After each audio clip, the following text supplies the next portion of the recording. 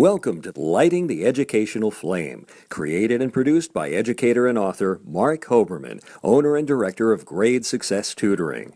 Mark will be joined by Susan Brender, CEO and host of The Susan Brender Show. The purpose of this program is to offer our listeners a variety of stories dealing with many interesting topics surrounding education.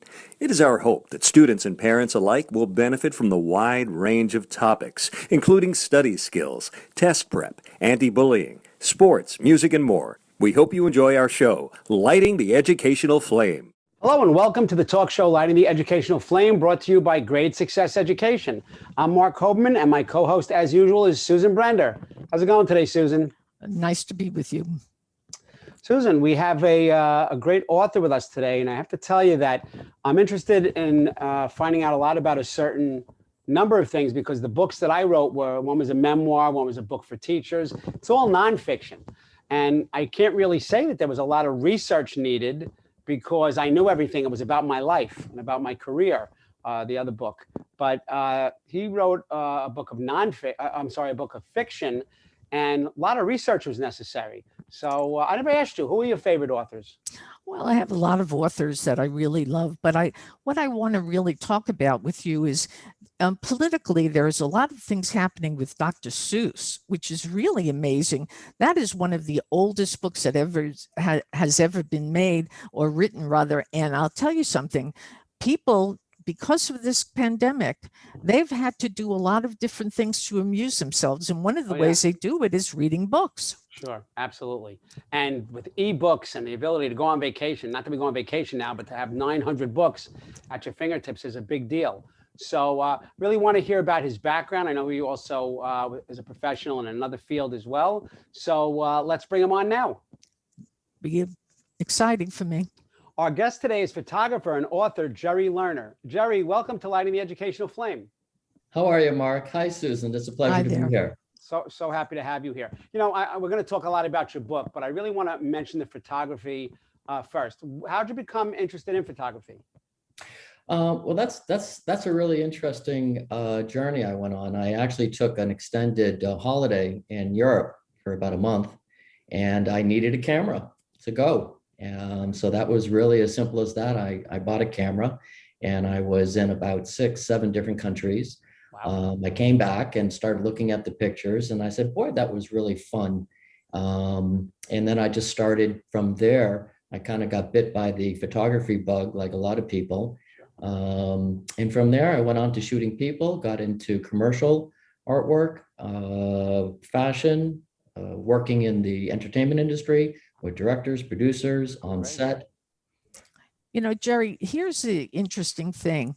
You know, a while ago, and I'm talking about a long time ago, I decided also that I wanted to take pictures. I thought it would be just so much fun to, you know, take pictures of all the things that I see. Now, the interesting thing about photography is that it's a way to observe things that you never saw before. You know, suddenly you come upon something, and I'm going to give you an example, but I want you to understand that this is really a serious point. You know, I was climbing a mountain, and I was taking pictures all over the place, and there was a rock in front of me, and suddenly I look at the rock, and there's a Nazi symbol on it. And I thought to myself, where did that come from? But I would have never seen it had I not shot it. Never. Well, you bring up a really interesting point. You know, photography, and when you do it a lot, it retrains your eye, exactly what Susan was saying, to see things you never would have observed before. Light, color, the nuances. And as you get into more being a commercial photographer, and I was in New York City for 9 years doing this, you really begin to develop your craft, as well as studio work, working with modeling agencies, magazines. But your point is well taken. Yeah. Well, you know, and now you talk about your camera. You know, we're an education show, so parents watch, sometimes their teens watch also, and they're just thinking, you know, their phones are light years better than some of the cameras we use. I mean, I remember, this is in my memoir, so I'm not embarrassed to say it, but I am definitely a celebrity stalker. There it is. I said it. And I mean, I'll run, I'll jump. It's horrible. So I saw Larry David was on Broadway from Curb Your Enthusiasm. My son and I are tremendous fans of the show, and he came out, and I almost always get pictures with these people. And my son took a picture with my phone. It's a great picture of Larry David and my left ear. So you're going to have to take my word for it. I promise you I'm in that picture. So, you know, it is an art form. And even when we did photography in camps that I was in, we had, you know, a computer elective in camp, in the day camp, even the sleepaway camps and photography. It really is an art form. So I'm so interested in the fact that you went from, you know, oh, I went to England, and then you jumped, and all of a sudden I heard, and producers and directors. It's like, you know, that's a big leap. That's over, I'm guessing, a very long career.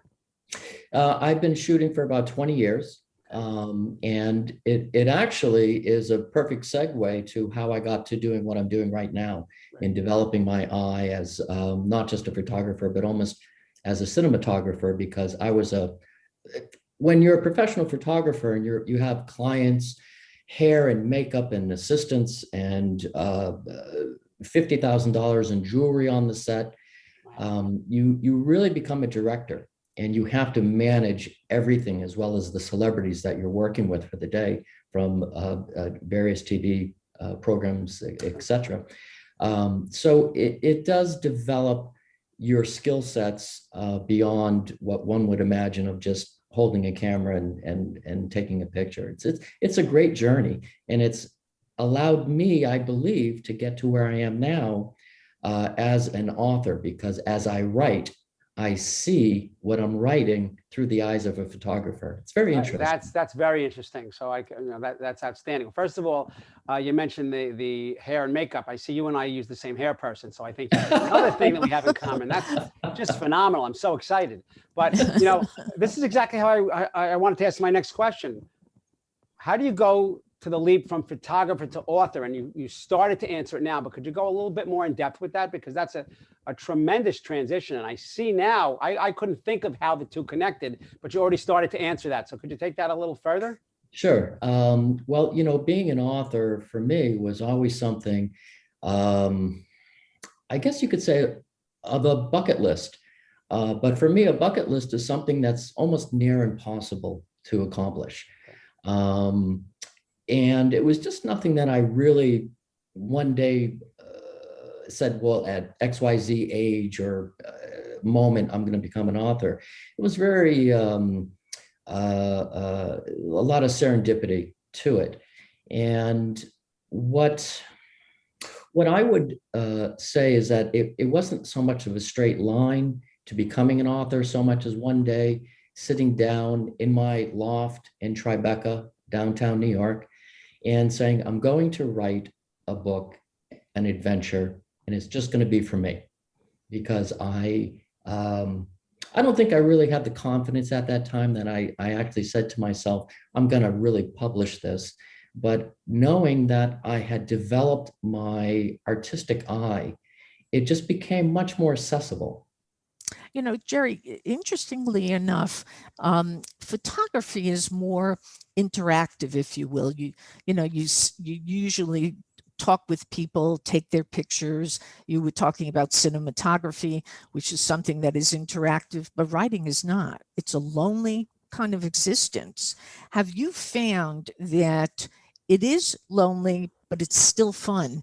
And if it's not fun, I mean, are you going to write another one? Well, that's a great question. It is, I would say that writing, and this is for any potential and young people out there that like writing or are thinking about it, it can be a little isolating because it's you and your computer. Though myself, I'd like to take a lot of breaks in between my writing. I can write 8 hours a day, but I like to break it up a little bit during that time. But really, to Susan, your question, it's something that I think you can really become a little more comfortable with, not always being in an office environment, interacting on the set. And it is fun. I love it. In fact, I have my sequel of my first novel in with my editor right now. It should be published in the next 60 days. Mark, what about you? How did you feel about writing your books? So interesting because it's almost apples and oranges. Writing is writing, but this is going to lead to some other questions because I didn't have to make the characters up. Mine's a memoir. So, I did section it out. This happened first, this happened next. I just can't imagine how, for fiction, you're making these people up and down the line what's happening and happening. It's unbelievable. But to answer your question more pointedly, that when I had high hopes for the book and it did well, and now, of course, a publisher has picked it up. But when I was done writing it, and I know Gerry can relate to this, I was finished and I said to my wife, if I don't show this to anybody, this is the best thing I've ever done. And I will tell you, sometimes I read it and you look and you say, that's not even a word. Who typed that? And you fix it. But then I read a chapter and I say, this is really good. Who wrote this? Oh my God, I wrote this. And you revisit it and you revisit it, but it's so rewarding. Look, I know that writing and journaling, when I taught for over 30 years, it's such an important thing for young people. This is before the pandemic. It's 10 times more important during the pandemic to journal, to get your thoughts down, to be able to go back and read it over again. So I just loved it. And then when somebody says to you, I read your book and it really meant a lot to me. And look, maybe I got 50 or 100 of those and I'd love 50,000. But even when 2 people say it, in a 33-year teaching career, I've had maybe 6 or 10 people say, oh my God, you changed my life, which is a wonderful thing. And I'm thinking, okay, what about the other 950 people that I taught? So you're always going for the next level. But I think it's just an amazing journey. I felt it was a journey. And but mine was a memoir. I know what makes mine a memoir, but from your brain and not real life, Gerry, what makes the Nighthawk Deception an action thriller? Well, that's a great question. Now, every author has their own technique and their own way of writing. Some authors will do an outline from the beginning, the middle, and the end. And then there are other writers, and I put myself in that category. We're more of an organic writer. We'll sit down with an idea maybe of a character or two, and we start to write about those characters. And it's about allowing those characters to develop and to hear their voice. So when I sat down, believe it or not, in my book, The Nighthawk Deception, I have it right here for anyone to see. Great. It's Great cover. 279 pages, but the characters will come alive and they'll tell you what they want to do, what they don't want to do. You'll start writing and you think you have a really couple great chapters and you're like, no, I don't think that they would do that. So you listen to the characters, you allow them to develop, then you have a relationship with them. As funny as that sounds, but they become those voices in your head and you're writing it down. It's quite, like you said, I loved what you said before, Mark. It's a journey. Absolutely. Mm-hmm. I'm interested, Gerry, you've talked about some of the characters in the book and how you invented them. Is there a relationship between one of the characters and somebody that you know? Yeah, I get asked that a lot. In fact, one of the characters in the book, some people will say that I'm one of the characters in the book. And I think that's an excellent question, Susan. I think every author brings a little bit of themselves, their friends, their family, their life experiences to the adventure and the story. So there's no one in specifically so much as I think really a potpourri, if you will, of life experiences and people that you've gotten to know. Interesting, because that's so true. I remember when I wrote the first iteration of my memoir, a publisher contacted me and said, we love it, we want it. It's a little too short. Can you make it twice as long? And I said, well, it's a memoir. You want me to make stuff up? What are you asking here? So you kind of, when it's over, it's over. You have the poetic license, if you will, to make it over when you want it to be over. But I know that specifically for your novel, there was a lot of research. I mean, the parents and the teens who were watching really have to know the work. It's a job. It's a journey, but it's a job. The research. What kind of research was needed to write The Nighthawk Deception? Now, that's a great question. There are a lot of, what I like to write about myself as an author is what's called near future science. So I write about technology, discoveries, things that actually exist today. Though you might read my book and say some parts of it seem a little science fiction-y, but every single thing in the book exists. It's in laboratories, whether it's at a university or a government laboratory. There are papers written about it. So I spent a fair amount of time, believe it or not, reading a lot of what they call white paper, which is what the scientists share, peer-reviewed white paper of their discoveries. And believe it or not, it was surprising to me. I really understood it. I was kind of shocked. Good. You know, Gerry, our audience are parents and teens for the most part. Now, a lot of them have very interesting things to say, and maybe they want to write. I mean, write a book, because there's been a lot of books on shelves that have been written by young people. How do you advise them of how to go about it? Because this is one of the things that is very difficult to understand. You know, it's entrepreneurial, and it's a way in which you can do something that you've never done before and have a lot of fun doing it. So tell our audience how you did it. What was the procedure? What was the process? Well, the process, now for every author, the process and that journey is a little bit different. For me, it was something that I had always wanted to do my entire life. Being an author for me, I'm a little older than your audience. So back then, I think we had 3 TV channels. So we read a lot, okay? This is way before the internet.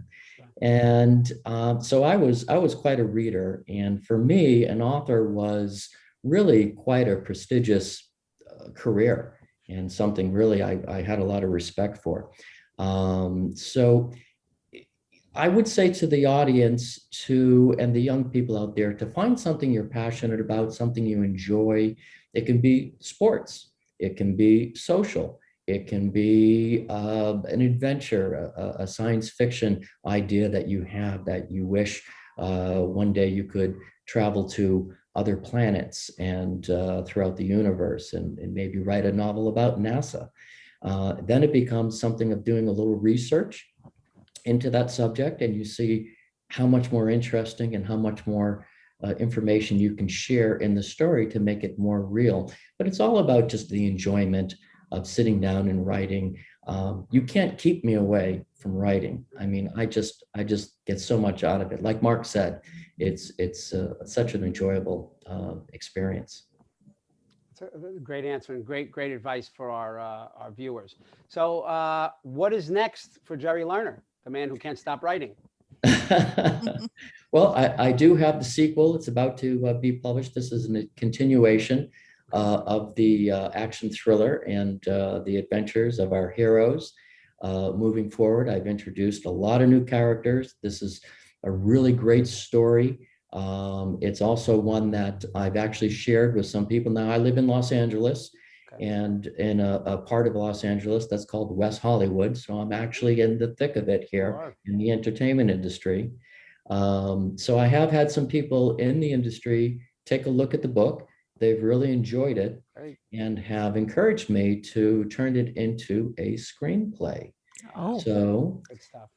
Very exciting. That's going to be my next effort with the series. Outstanding. And where can people go to find out more about you, about the book, Gerry Lerner in particular, but anything about you and or the book? Where should people go? Well, the book is available at several very prestigious bookstores throughout the country. The Strand in New York City, the very famous Strand bookstore. The Poison Pen in Scottsdale, Arizona, the #1 mystery bookstore in the country, as well as Books and Books in Miami. You can find it on Amazon. You can go to my website, which is geraldlerner.com. And as well as I have a published author Facebook page as well. You can read the reviews, and they can always reach out to me. I love to hear from fans. Sure. And that would be probably the best way to say hello. Outstanding. And Gerry, Susan and I want to thank you so much for joining us today, sharing your incredible journey. That's the word, the journey with us. We really appreciate that. And to the viewers, remember to reach out to us on social media. Look for Grade Success on Facebook and Twitter. We'd love to hear from you. You can also find me, Mark Hoberman, on LinkedIn. Again, thanks to Gerry Lerner for being with us today. Susan, as always, thank you. And the viewers, don't forget to tune in to our next show. This is Mark Hoberman thanking you for watching Lighting the Educational Flame, brought to you by Grade Success Education. Gerry, thank you so much. My pleasure. Thank you. Thank you for listening to Lighting the Educational Flame with Mark Hoberman. To contact Mark, email him at info@gradesuccess.com.